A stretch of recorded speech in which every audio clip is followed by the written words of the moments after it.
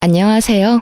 오랜만에 시간이나 창밖이 훤히 보이는 카페에 앉아 누군가를 기다리며 사연을 쓰고 있어요. 제가 이렇게 사연을 쓰게 된 이유는요. 제가 이제 곧 중요한 일을 앞두고 있는데 이젠 정말 이곳에서 전 남편과의 일을 마지막으로 털어내고 새로운 출발을 하기 위해서입니다. 저의 기가 막힌 이혼 이야기 함께 하시겠어요? 저와 남편은 결혼한 지 9년이 되었고 뱃속에 아기가 자라고 있었어요. 저에겐 축복과도 같은 존재였죠. 9년이란 세월 동안 고생했던 것에 대한 보상과도 같다고 느껴지더군요. 23살, 당시 남자친구였던 남편은 군대를 전역을 하자마자 운 좋게 취업이 되었고, 어리고 사랑에 미쳐있던 저는 남편과 서둘러 결혼을 하게 되었죠. 아직 세상과 남자를 모르는 어린 딸과 한 가정을 책임지기엔 어렸던 아들이 서로 결혼을 하겠다는 소식은 부모님들에게 받아들일 수 없는 충격과도 같은 사건이었어요. 양가 부모님들은 저희의 결혼을 반대하셨고 저흰 끝까지 결혼을 밀어붙였죠.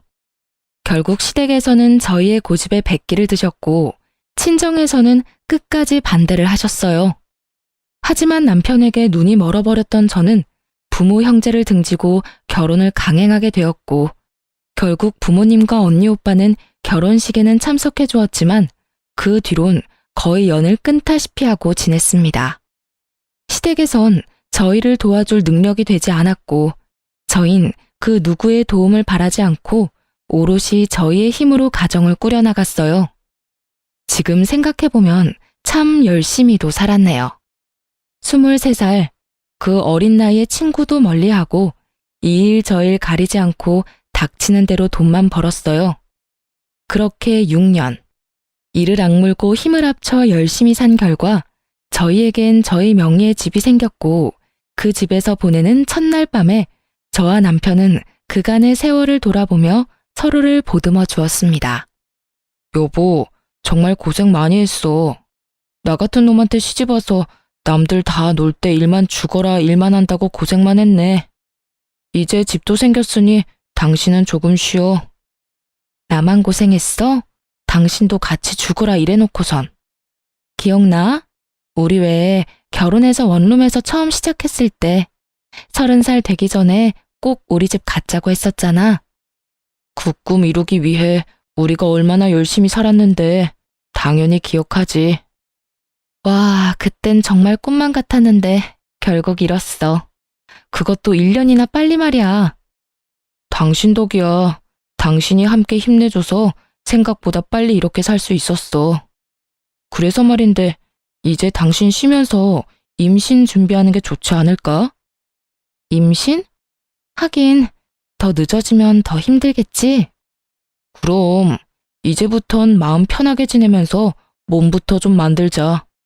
맛있는 것도 많이 먹고 좋은 곳도 다니면서 말이야. 열심히 살다 보니 29살의 나이가 되었고 조금 여유로워진 생활에 저흰 임신 준비를 하기로 했어요. 마음만 먹으면 당연히 될 것만 같았던 임신은 쉽지 않았고 계속되는 실패에 처음엔 괜찮다고 서로를 위로하던 말들도 점차 사라지더군요. 그렇게 남편과 저는 몸도 마음도 점점 지쳐만 갔고 어느새 한 줄뿐인 테스트기를 보곤 말 한마디도 없이 다음 배란일이 언제인지 달력만 들여다보고 있더군요. 그런 저희의 모습을 자각했을 땐 이미 남편과 저는 기계와도 같은 의무적인 관계를 가지는 사람, 그 이상 그 이하도 아니었습니다.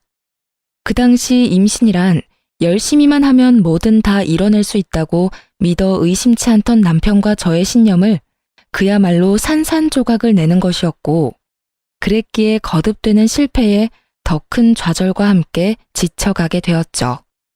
그렇게 지쳐가던 어느 날 오랜만에 화장대에 앉아 거울을 가만히 보는데 30살도 되지 않은 파릇해야 하는 여자가 아닌 40대는 좋게 되어 보이는 암울한 세상에 찌들 대로 찌든 여자가 앉아있더군요. 안쓰럽더군요. 얼마나 정신없이 살았으면 제 모습이 이렇게 변해가는 동안 거울 한 번 제대로 본 적이 없나 싶은 마음이 들어서요. 그때야 그런 생각이 들었어요. 이렇게 살아서 뭐하나. 이러려고 그렇게 이를 꽉 깨물고 죽어라 열심히만 살았나 하고요. 저요, 결혼하고 그 세월 동안 봄에 피는 꽃도 여름에 우거지는 그늘에서 쉬어본 적도, 가을에 예쁘게 물든 단풍잎을 맞아본 적도, 겨울에 내리는 첫눈을 넋놓고 바라본 적도 없이 참 열심히만 살았거든요.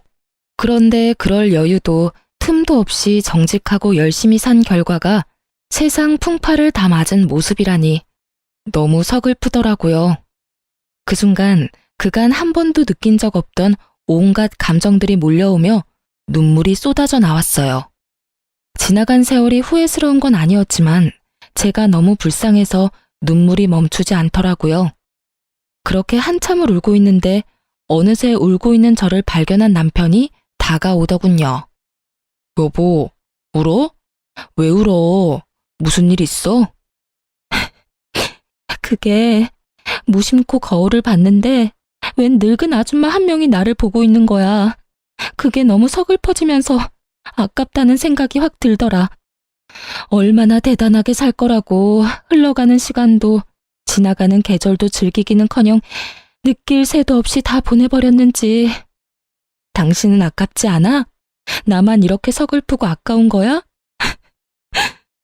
말을 마친 저는 목을 놓아 울어버렸고 그런 저를 남편이 꼭 안아주며 이렇게 말하더군요. 여보, 이제 우리 다 내려놓고 우리만을 위해서 살자. 아기 가지려고 노력하는 것도 그만하고 그냥 우리만 생각하면서 지내자. 평소에 저였다면 아니라고 괜찮다며 다시 잘 준비해보자고 했을 텐데 그때 전 많이 지쳐 있었고 더는 힘을 낼 여유조차 남아있지 않아 남편에게 알겠다고 했어요. 그렇게 2달 뒤 몸이 조금 이상하다는 느낌이 들었고 혹시나 하는 마음에 병원에 갔더니 임신 4주차에 접어들었다고 하더라고요. 그때 그 행복감과 기쁨은 아직도 기억에 생생해요. 남편 역시 눈물까지 흘리며 행복해했고 그렇게 저와 남편은 이제 행복할 일만 남았다고 서로에게 말해주었습니다. 하지만 그 영원할 것만 같던 행복도 오래가지 않더군요. 전 입덧이 다른 사람보다 심한 편이었는데 구역질이나 먹지 않으면 허기짐에 구역질이 나고 먹으면 속이 더부룩해 변기통을 안고 살아야만 했죠. 계속되는 입덧에 회사 생활이 제대로 될 리가 없었고 자연스럽게 동료들에게 민폐만 끼치게 되었어요. 결국 전 휴직을 하기로 했고 집에서 휴식을 취하며 입덧을 견뎌내고 있었어요. 제대로 먹지는 못하고 토하는 생활이 반복되자 몰골은 말이 아니었지만 다행스럽게도 아기는 건강하게 잘 자라고 있다고 하니 그나마 다행이라고 생각하며 그 힘든 날들을 견디며 지내고 있었죠. 전 하루가 다르게 수척해져 갔고 이윽고 거울에 비치는 제 모습조차 보기 싫은 지경이 돼버리더군요. 상황이 그렇게 되자 남편 역시 저를 멀리하는 것이 느껴지더라고요. 처음엔 입덧으로 고생하는 저를 안쓰러워하던 남편이었는데 어느 순간부턴 제가 화장실을 가려고 일어서기만 해도 한숨을 쉬는 지경이 되어버렸어요. 전 남편의 다정스러운 눈빛을 본 적이 언제인지 기억도 나지 않았고 투명스러운 눈빛과 함께 남편의 핀잔이 계속되고 있었어요. 얼굴이 도대체 그게 뭐야? 로션은 안 바르는 거야? 푸석푸석해서는. 아무리 입덧 때문에 힘들다고 그래도 사람 몰골이 그게 뭐야? 그거 알아? 당신 보고 있으면 내가 다 서글퍼진다고. 이런 식의 핀잔은 말끝마다 이어졌고 다른 것도 아닌 임신 때문에 혼자 고생하는 저에게 이런 언행으로 대하는 남편을 보며 섭섭한 적이 한두 번이 아니었어요. 하지만 남편 역시 회사 생활로 많이 힘들어서 그럴 거라며 이해해주며 남편과 싸우지 않으려고 많이 노력했어요. 사실 싸울 힘도 없긴 했고요. 그러던 어느 날 유난스럽게 입덧이 심한 날이었는데 그날따라 생전 좋아하지도 않았던 요거트가 너무 먹고 싶은 거예요. 얼마나 먹고 싶은지 눈물이 다 나려고 해 전 배달 어플을 이용해 요거트를 시켜 먹게 되었고 그 결과는 참담했습니다. 그토록 눈물나게 먹고 싶었던 요거트를 한 입 먹는 순간 속이 마구 울렁이기 시작하는데 참아보려 해도 도저히 참아지지 않았고 그대로 전 화장실로 뛰어가 또다시 다 개워내게 되었어요. 그렇게 한바탕 개워내고 나오니 미간을 잔뜩 찌푸린 남편이 이렇게 말하더군요. 아, 진짜. 그렇게 다 토해낼 거면 차라리 굶어. 돈 아깝게 그게 뭐 하는 짓이야? 그 말을 듣는데 전 그야말로 폭발하고 말았어요.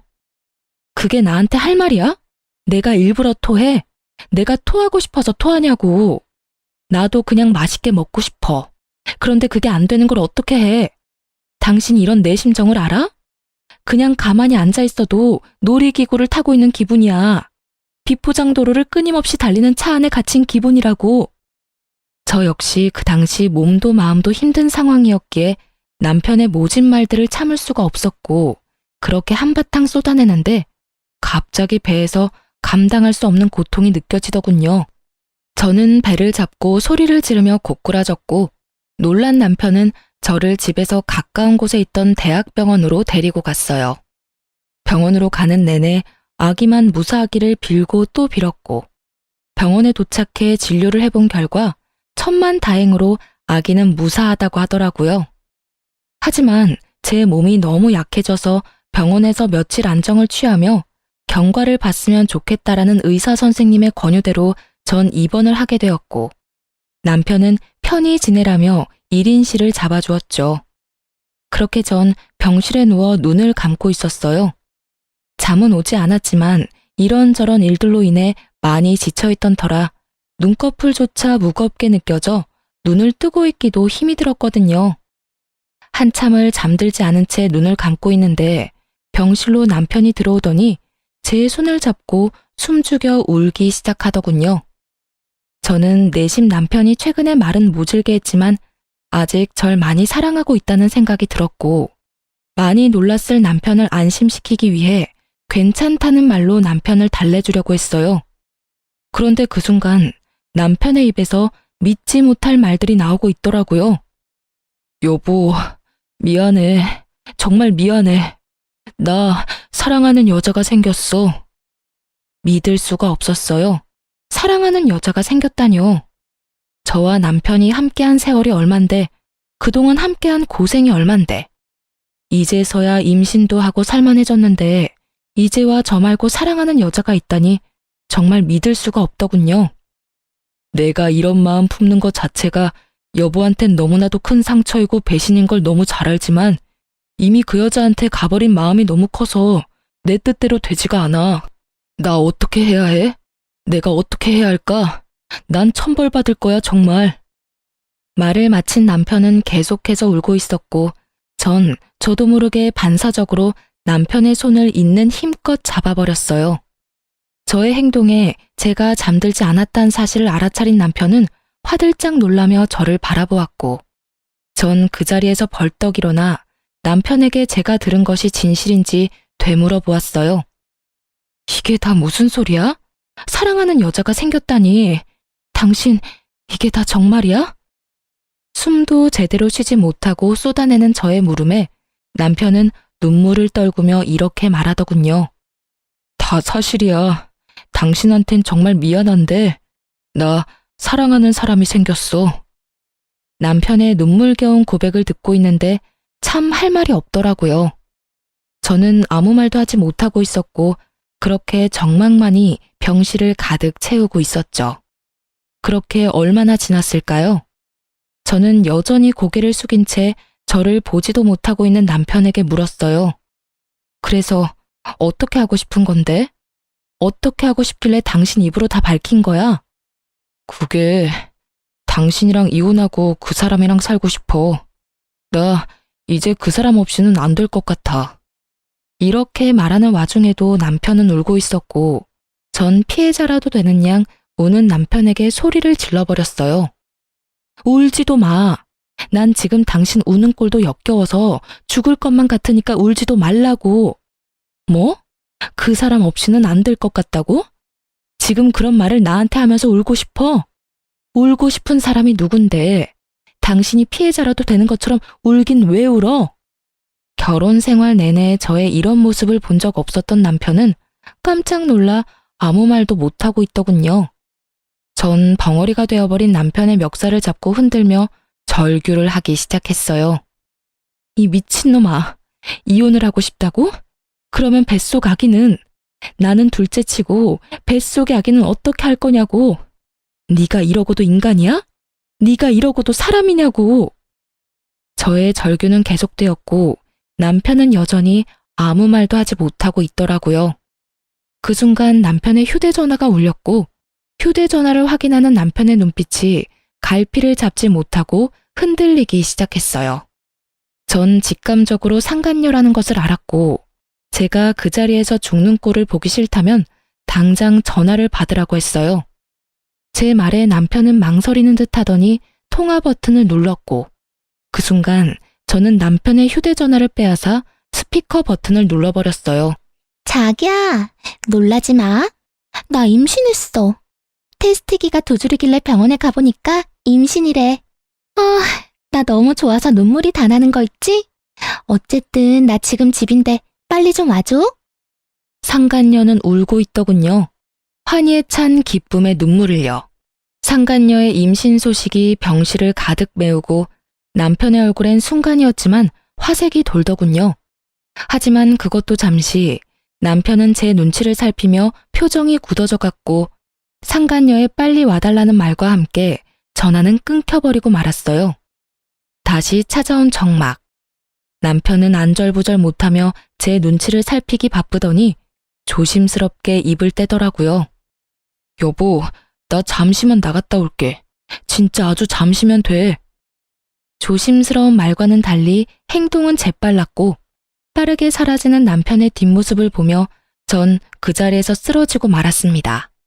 다시 정신을 차려 눈을 떴을 땐 혼자였고 제가 일어난 것을 확인한 간호사분이 담당 의사 선생님을 불러오시더군요. 산모님, 괜찮으세요? 정신이 드세요? 그 걱정스러운 눈빛과 물음들을 듣는 순간 눈물이 터져 나왔고 전 괜찮다는 말도 하지 못한 채 울어버렸습니다. 그 와중에도 다행인 건지 불행인 건지 아기는 무사했고 전 이 모든 상황들을 저와 함께 해준 아기를 지키기로 했어요. 물론 저 혼자서요. 남편과의 이혼은 피할 수도 피할 마음도 없었기에 저는 마음을 단단히 먹기로 했어요. 제가 첫 번째로 한 일은 흥신소를 통해 상간녀를 알아보는 일이었어요. 남편이 꽁꽁 숨기고 있는 그 여자가 어떤 여자인지 궁금해 미칠 지경이었으니까요. 며칠 뒤 흥신소에서 연락이 왔고 상간녀에 대해 알려주더라고요. 상간녀는 남편이 군대 가기 전 잠시 다녔던 대학에 함께 다니던 친구였는데 얼굴도 예쁜데 집도 부자여서 유명했다고 하더군요. 그 당시 남편을 좋아하는 여자가 있다고 들었던 것이 떠오르며 그 여자가 상간녀였음을 깨달았죠. 대학 졸업도 하지 못한 남편이 왜 대학 모임까지 나가게 된 것은 모르겠으나 알아본 바론 두 사람은 대학 동창회 모임에서 다시 재회해 그날 이후부터 만나기 시작했고 그 만남의 시점이 제가 임신한 직후라는 것을 알게 되었죠. 여기까지도 놀라운데 더 놀라운 사실이 기다리고 있더군요. 남편과 상간녀는 이미 살림도 차린 상황이었는데 그 집은 상간녀가 마련한 집으로 그야말로 저만 물러나 준다면 모든 것이 다 해결되는 분위기라는 것이었어요. 심지어 남편은 상간녀와 본격적인 만남을 시작하며 회사까지 그만둔 상태였고 그런 남편에게 상간녀는 투자를 해주어 현재 남편은 돈 걱정 없이 사업 준비를 하고 있는 상황이라는 것까지 알게 되었죠. 그쯤 되니 궁금해지더군요. 상간녀에게 향하는 남편의 마음은 연심인지 욕심인지. 그것이 뭐든지 간에 저의 비참한 마음은 같았고 그럴수록 저는 더욱 강해졌어요. 태어난 지가 언제인데 얼굴도 비추지 않던 남편은 웬일인지 다 늦은 밤에 집으로 들어오더군요. 남편의 표정, 숨소리, 손짓, 발짓. 그 모든 것들이 오늘이 우리의 마지막이라는 것을 보여주고 있었고 이윽고 남편의 입에서 이런 말이 나오더라고요. 여보, 우리 이혼하자. 이혼하자는 마당에 여보 소리는 잘도 한다. 내가 아직 당신한테 여보이긴 해? 그렇게 비꼬지 마. 나 마지막까지 당신이랑 얼굴 붉히고 싶지 않아. 참, 그러면 지금 내가 웃어야 해? 당신 마음 편해지라고 미친년처럼 하하호호 웃어줘야 해?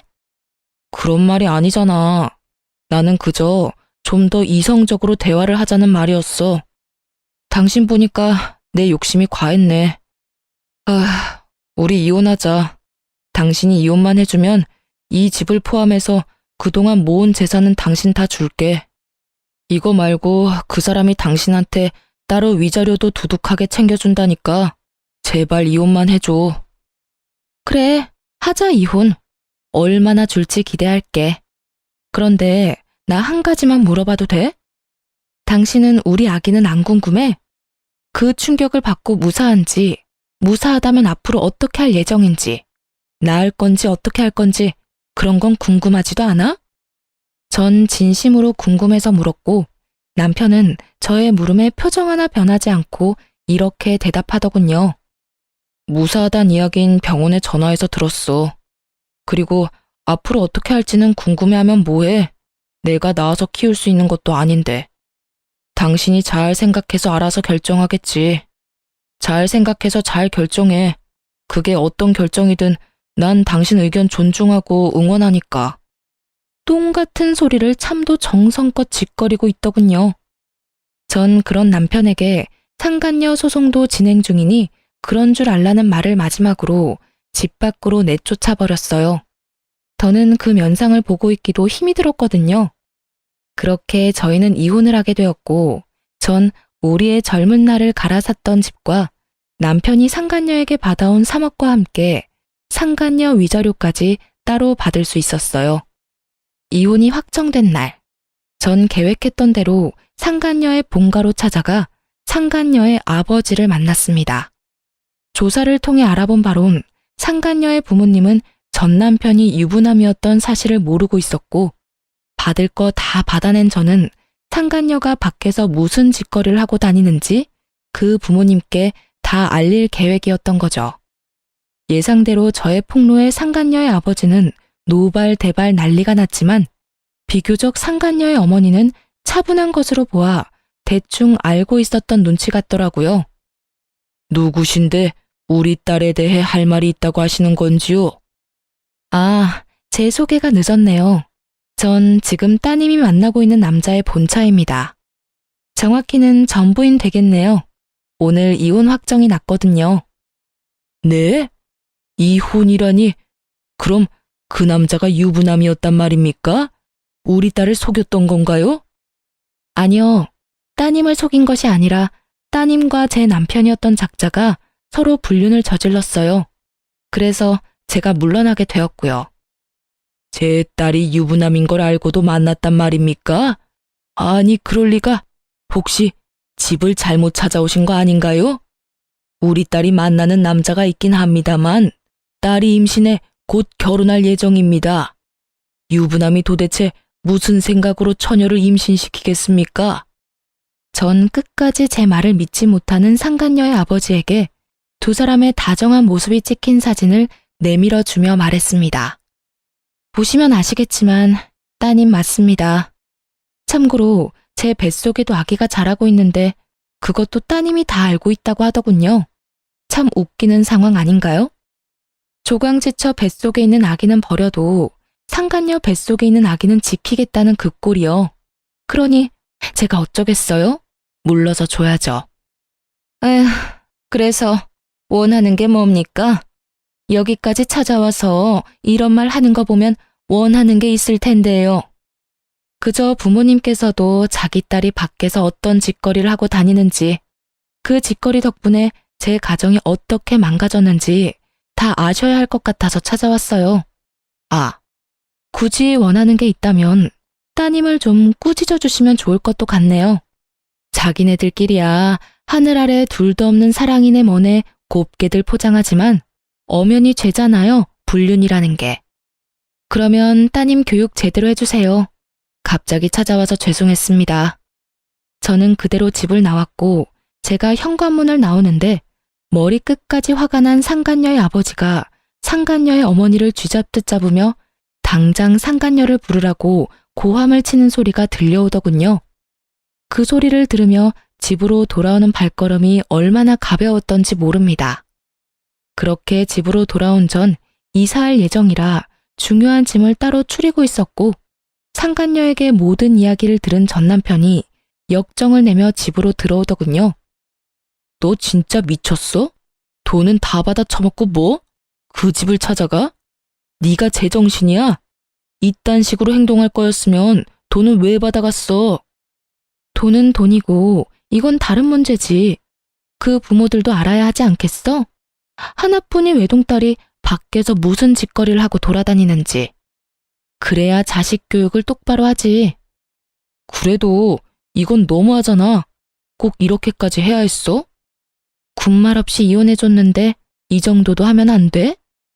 너 때문에 지금 그 사람 아빠한테 붙잡혀서 질질 끌려갔어. 어쩔 거야? 어쩌긴 뭘 어째. 눈물이라도 흘려줘? 그거 참 안 됐다고 위로라도 해줄까?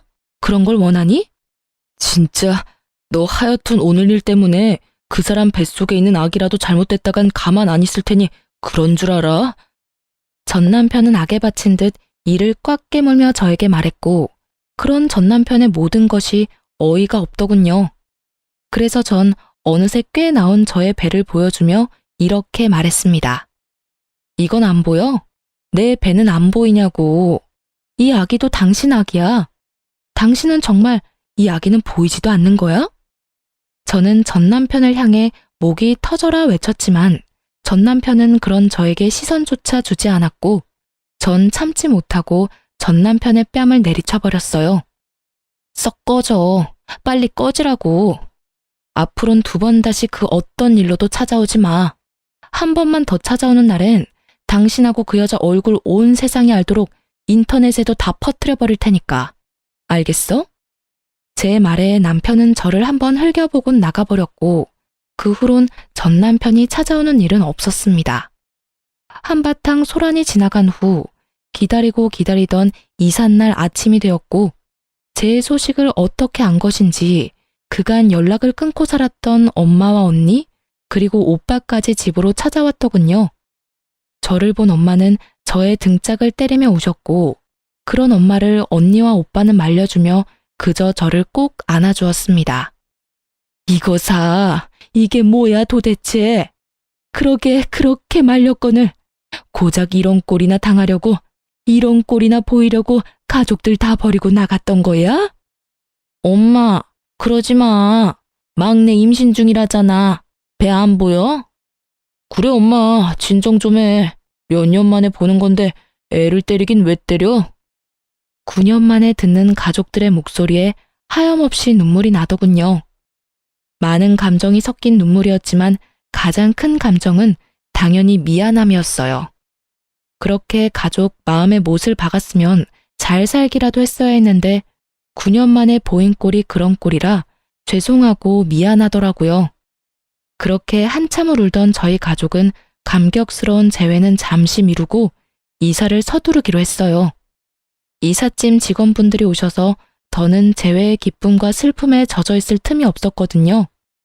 그렇게 부른 배를 부여잡고 바쁘게 움직이고 있는데 육설과 함께 전 시모가 저에게 다가오고 있더라고요.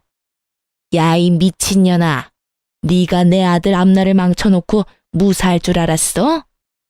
이러면서 제 머리채를 잡는데 그 순간 빈혈기가 돌며 별이 다 보이더라고요. 전 시모의 흥분은 극에 달해 있었고 저에 대한 원망과 함께 욕설들은 끊임없이 쏟아져 나오고 있었어요. 너 때문에 내 아들이 쫄딱 망하게 생겼어. 네가 그 집 찾아가서 다 말하는 바람에 내 며느리도 내 아들도 그 집에서 쫓겨나 버렸다고. 그게 어떻게 잡은 기회인데 네 년이 다 책임져. 다 책임지라고. 그 뒤로도 전 시모는 끊임없이 하소연과 함께 원망들을 쏟아냈고 이야기를 들어보니 모든 사실을 안 상간녀의 집에서는 상간녀에게 해주던 모든 지원을 끊어버렸고 2사람이 살고 있던 집마저 뺏어버렸다고 하더군요. 한순간에 거지 신세가 된 2사람이 집으로 찾아가 빌어봤지만 상간녀의 집에선 2사람이 헤어지지 않는 이상 상간녀 역시 없는 자식으로 여기고 살 것이라는 답만 돌아왔고 상간녀는 하는 수 없이 전시댁으로 들어와서 살고 있다고 하더라고요. 한평생 고생이라곤 모르고 산 상간녀가 전시댁의 환경에서 산다는 건 고역과도 같은 일일 테죠. 그렇게 한참을 쏟아내던 전시모는 급기야 저에게 돈 타령까지 하기 시작했어요. 네가 다 이렇게 만들었으니 네가 다 책임져. 돈이라도 내놓으라니 말이야. 네가 받아간 거 다 내놔. 그 순간 잠시 이삿짐 차에 갔던 식구들이 돌아오고 저의 모습을 발견한 엄마가 달려와 전시모의 손을 낚아채 있는 힘껏 밀어버렸어요. 이 여편네가 감히 누구 머리채를 잡아? 정신 나갔어? 어디서 내 딸 머리를, 그것도 임산부를, 네가 제정신이야? 당연히 이삿짐 센터 직원인 줄 알았던 엄마의 등장에 전시모가 당황한 기색이 역력하더군요. 그랬겠죠. 한평생 가족에게도 버림받았다며 저를 알게 모르게 무시했던 전시모였는데 이렇게 든든한 가족의 등장에 당황스러울 법도 했겠죠. 전시모는 바닥에 고꾸라진 채로 우리 가족을 차례로 훑고 있었고 화가 머리끝까지 난 언니가 자신의 직업이 경찰이라고 밝히며 이렇게 말하더군요. 아줌마, 한 번만 더 내 동생한테 욕하고 때리면 수갑 채워서 체포할 테니 각오하세요. 참고로 그렇게 잡혀가시면 합의는 없습니다. 아시겠어요? 이런 언니의 말에도 정신을 차리지 못한 전시모는 끝까지 돈 타령을 해대고 있었고 전 무슨 돈이냐며 물었죠. 다신 오지 않을 테니 돈 내놔. 돈만 주면 오라고 해도 안 올 테니. 무슨 돈을 달라고 이 난리세요? 그걸 몰라서 물어? 이 집 팔았으면 돈이 있을 거 아니냐? 엄연히 그 돈에 내 아들 목도 있는데 왜 모른 척을 하니? 그거랑 이혼할 때 받아간 3억, 그것도 내놓거라. 정말 뱃속의 아기만 아니었다면 욕이라도 실컷 해주며 있는 힘껏 한 대 때리고 싶더라고요. 다른 것도 아닌 위자료 내놓으란 말을 당당하게 하는 전시모의 모습을 보는데 화가 머리끝까지 나며 어이마저 없더군요. 아줌마, 잘 들어요. 그 돈은 내 뱃속에 있는 이 아기의 몫이자 내가 23살부터 이때까지 단 하루도, 단 1분도 제대로 쉬지 않고 열심히 살았던 날의 몫이자 하루아침에 배신당하고 갈기갈기 찢어져 버린 내 마음의 상처에 대한 약값이에요. 그러니까 절대 한 푼도 줄 생각 따위 없어요. 정 그 돈이 탐나고 갖고 싶으면 소송을 거세요. 저는 코웃음을 치며 전시모에게 말했고 제 말이 끝나자마자 변호사인 오빠가 나서 제 변호를 자처하고 나서더군요. 참고로 제 동생 변호는 제가 맡도록 하죠. 마침 그 분야가 제 전문이라 자신 있거든요. 그러니 언제든 소송 걸고 싶으면 걸도록 하시죠. 애꿎은 제 동생 괴롭히지 말고 법으로 이야기하자 이 말입니다. 전시모는 꽤 많이 당황한 눈치이더군요. 그럴 수밖에 없는 것이 상견례도 없었고 결혼식에선 가족들을 따로 소개할 시간도 소개를 받고 싶어하는 마음도 없었기에 저희 가족들의 직업, 형편에 대해선 전혀 알지 못했거든요. 그 뒤론 연을 끊고 지내다시피 했으니 저희 친정이 꽤 산다는 것을 전혀 모르고 있었으니까요. 전시모는 오빠의 말이 끝나자 당황한 눈초리로 가족들을 번갈아 살피기 시작하더군요. 경찰인 언니의 변호사인 오빠, 그리고 있어 보이는 엄마의 차림새까지. 찰나의 순간 가족들을 살핀 전시모는 갑자기 태세를 바꿔 저에게 무릎까지 꿇고 애원하기 시작하더군요. 아가, 내가 잠시 미쳤었구나. 내 아들이 하루아침에 거지꼴이 되어서 집으로 들어왔는데 어떤 부모가 제정신일 수가 있겠어. 너도 뱃속에 아기가 있으니 조금은 이해를 할 거다. 그러니 방금 전 내 행동은 네가 이해를 좀 해주렴. 그리고 이해하는 김에 내 아들도 좀 이해해주면 안 되겠니? 말이야 바른 말이라고. 여자가 작정하고 꼬시는데 남자가 어쩌겠어. 그간의 정을 생각해서라도 네가 이해하고 용서 좀 해주렴. 네가 용서만 해주면 내 아들도 다시 너한테 돌아올 거고, 그렇게 두 사람 제외하게 되면 뱃속의 아기한테도 좋지 않겠어? 애를 생각해야지. 이 험한 세상에 애를 혼자 낳아서 어쩔 생각이니? 남들 다 있는 아빠, 우리 손주한테서 뺏을 생각은 아니지? 이때껏 한 번도 꺼내지 않던 손주 이야기까지 들먹이며 애원하는 꼴이 참 가증스럽기 그지없더군요. 엄마 역시 저와 생각이 같았는지 전 시모의 말에 한마디의 대꾸도 없이 시모를 질질 끌어다 내쫓아 버렸고 저의 이사는 무사히 마칠 수 있었습니다. 그날 이후 전 가족의 품으로 돌아가게 되었어요. 이미 사버린 집은 세를 주기로 했고 가족의 뜻에 따라 친정에서 지내게 된 것이죠. 그렇게 친정에서 지내는 동안 출산날이 가까워졌고 입원을 했던 대학병원에서 진료를 계속 보며 그곳에서 출산까지 하기로 했습니다. 출산을 하기 전 마지막 진료날, 언니와 함께 병원에 갔는데 그곳에서 전 생각지도 못한 사람을 만나게 되었어요. 그건 바로 상간녀와 전 남편이었어요. 그토록 화려하고 당당하던 상간녀의 모습은 온데간데 없이 사라지고 행색이 초라한 배불뚝이 여자가 전 남편과 옆에 자리하고 있더군요. 한 걸음씩 한 걸음씩 두 사람과 가까워졌고 저와 언니를 발견한 상간녀는 두 눈이 동그래지더니 이내 승리의 표정을 지으며 전 남편의 팔짱까지 급하게 끼고 저에게 다가와 인사를 건네더라고요. 오랜만이네요. 잘 지냈어요? 아, 이런 질문 좀 그런가요? 하긴, 잘 지낼 턱이 없는데 질문이 좀 그랬죠? 방금 전까지 전 남편과 돈 때문에 다투는 소리를 다 들었는데 이렇게까지 해서 저에게 아는 척이 하고 싶은 그 마음이 다 궁금하더군요. 그런데 그 애는 정말 낳아서 혼자 키울 수 있다고 생각해요? 진작 지우지. 이게 무슨 청승맞은 짓이에요. 뭐라고? 너 말 다 했니? 그게 네가 나한테 할 말이야? 왜 화를 내고 난리래? 다 걱정해서 하는 말인데. 아, 그리고 혹시나 해서 하는 말인데 양육비 이런 건 바라지도 말아요. 하긴 뜯어간 돈 많으니 양심이 있으면 양육비 달란 말은 못하겠지. 상간녀는 어떻게 해서든 제 속을 긁고 싶어 안달인 듯 했으나 전 도발에 더는 넘어가지 않았고 상간녀를 위아래로 훑어주며 이렇게 말했습니다. 그게 걱정이어서 굳이 반가워하지도 않는 사람한테 인사까지 한 거야? 하긴 꼴을 보아하니 걱정이 되긴 하겠다.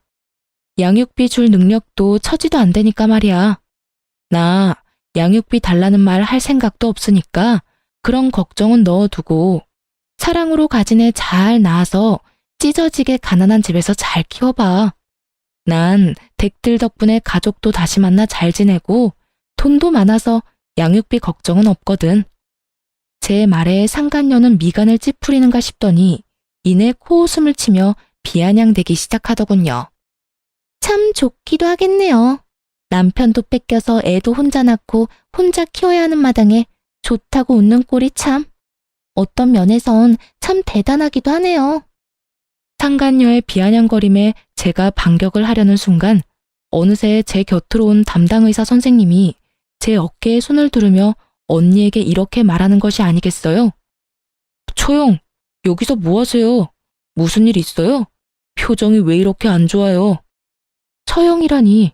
전 크게 당황을 했고 언니 역시 당황한 기색이 역력했지만 그것도 잠시 천연덕스럽게 선생님께 제보라고 하며 상황을 설명하기 시작하더군요. 언니의 설명을 들은 선생님은 제 어깨를 잡은 손에 힘을 주며 말을 하더군요. 아직 소식 못 들으셨나 봅니다. 저 이 사람하고 결혼 약속했어요. 식은 아직이긴 한데 출산하고 몸 추스르는 대로 결혼식 올리려고 하고 있어요.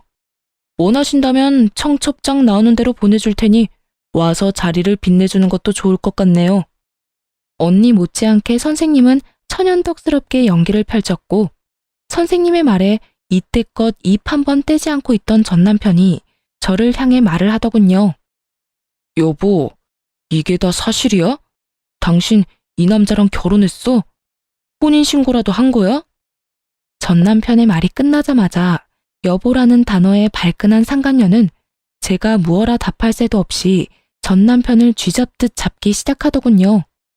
당신, 지금 뭐라고 했어? 여보? 누구 보고 지금 여보라고 하는 거야? 상간녀의 말에 전 남편은 그제야 자신이 어떤 단어를 썼는지 자각한 듯 새하얗게 질린 얼굴로 말까지 더듬더라고요. 아니 그게 습관적으로 나도 모르게 튀어나왔어. 그걸 지금 말이라고 해? 당신은 아직도 저 여자하고 결혼한 사이라고 착각하는가 봐. 아니, 저 여자랑 다시 살고 싶기라도 한 거야? 무슨 말을 또 그렇게 해. 실수라고 했잖아. 실수라고? 그래, 그건 실수라고 치자. 그런데 당신이 왜 저 여자가 결혼한 사실에 화를 내? 왜 간섭하냐고. 그건 나도 놀라서 그랬지. 당신 지금 너무 흥분했어. 진정 좀 하고 진료나 보러 가자. 예약 시간 다 됐어. 지금 내가 진료 보게 생겼어? 당신 같으면 이 기분에 진료가 보고 싶겠냐고. 내가 누구 때문에 이 모양 이 꼴로 살고 있는데, 내가 왜 이런 거짓꼴로 살고 있는데, 당신 하나 보고 다 버리고 와서 이렇게 사는 난 신경도 안 쓰면서 전부인이 재혼한 사실이 그렇게 신경 쓰여? 상간녀는 악을 쓰며 남편을 닥달했고 그런 상간녀의 말이 지긋지긋하다는 듯 전 남편은 짜증을 섞으며 답을 하더군요. 내가 당신한테 가족 버리고 나한테 와달라고 했어? 당신이 좋아서 다 버리고 나한테 와놓고 왜 또 그런 말을 하는 거야? 지겹지도 않아? 무슨 일만 일어났다 하면 이 모양 이 꼴 타령하는 거? 나야말로 누구 때문에 그 좋은 회사까지 그만두고 이 모양 이 꼴이 됐는데 다 당신이 투자해준다고 해서 이렇게 된 거잖아. 두 사람은 급기야 언성까지 높이며 싸우기 시작했고 그 광경을 지켜보던 선생님은 제 손을 진료실로 이끌며 이렇게 말했어요. 우린 이만 들어가요. 이런 난장판은 뱃속의 아기한테 좋지 않아요. 얼른요. 그렇게 선생님의 손에 이끌려 진료실 의자에 앉은 전 어리둥절했고 이내 간호사 선생님이 들어오셔 두 사람이 난동에 가까운 싸움을 하다 결국 병원에서 쫓겨났다고 하더군요. 그 만남을 마지막으로 전 다신 그 사람들을 만나기는커녕 소식조차 들을 수도 없었습니다. 그렇게 정말 전 남편과의 모든 것이 끝이 나고 전 무사히 출산했습니다. 출산 이후 전 제 소중한 보물을 안겨주신 선생님께 보백받게 되었어요. 사실 병원에 처음 와 전 남편의 외도 사실을 알게 되었을 때 걱정스러운 눈빛으로 절 위로해준 그 선생님이 저의 담당 선생님이었고 선생님의 말에 의하면 그날부터 제가 신경이 쓰였다고 하더군요. 처음엔 그저 제가 불쌍했다고 했어요. 불쌍해서 눈길이 더 가고 마음이 더 쓰였다고요. 그래서 진료를 볼 때도 더욱 신경을 써주었고 제가 배가 심하게 뭉쳐 병원에 갑자기 왔다는 연락이라도 받을 때면 그게 언제든 어디에 있든 병원으로 뛰어와 제 진료를 봐주셨다고 하더라고요. 그렇게 측은심에 제가 눈에 밟혔는데 그 측은심이 어느 날부턴 저를 지켜주고 싶고 제가 보고 싶어졌다며 저를 좋아하는 것 같다고 마음을 고백해 오더군요. 지금 당장 대답해달라는 건 아니에요. 지금 상황이 좋지 않다는 것도 알고 저한테 신경을 쓸 틈도 없다는 거 누구보다 잘 아니깐요. 그냥 제가 곁에서 맴돌 테니 그것만 막지 말아주세요.